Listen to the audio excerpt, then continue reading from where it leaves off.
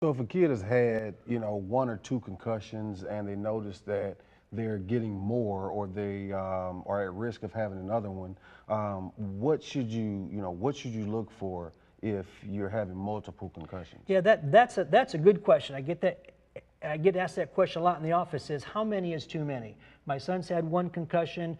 Should he play football or should he play ice hockey or lacrosse the next year? Or my son's had two or three. When should I retire? And the question or the answer is there's no magic number. Yeah, one is bad, two is worse, three is bad. But really, it's a family decision. There's really no magic number that says this number is okay, but if you get one more, you're done. Oftentimes, the families decide based on how long it takes to recover from the previous concussion.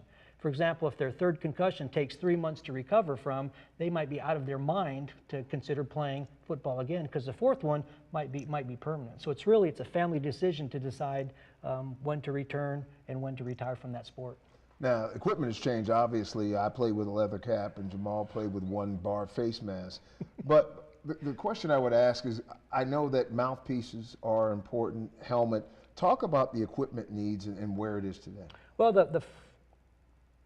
the biggest equipment change, of course, has been in the football helmets. Now, there's a helmet war going on as to which one of these helmet companies can have the most concussion-proof helmet. And what they need to realize is there's no such thing as a concussion-proof helmet. Concussions are going to occur whether you're wearing a helmet or not. Now, of course, the helmet manufacturers are trying to put in different materials and different padding inside, outside the helmet to try to minimize the force eventually transmitted to the brain, but there's no way you're going to prevent concussions with a helmet. In fact, the helmets were never even intended to be concussion preventers. They were designed to prevent skull fractures, lacerations, and goose eggs, but not concussions. Mouth guards, that's kind of controversial. There's a lot of literature, a lot of reports out there that saying mouth guards might help maybe decrease some of the compressive forces applied, but they're going to decrease forces applied to the jaw.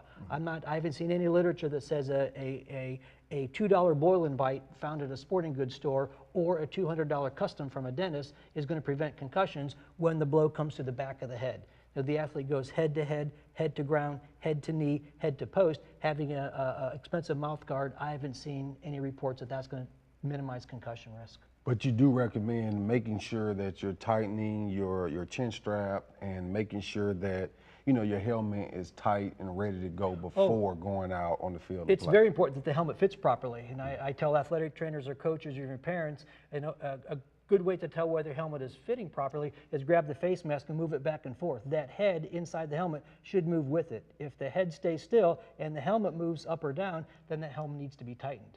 A lot of the helmets nowadays have the air bladders in them, so they need to be pumped up. So it's important that you walk around the sidelines throughout the game and make sure the kids have proper air in their helmets. And definitely the chin strap, that's very important too for a good fit.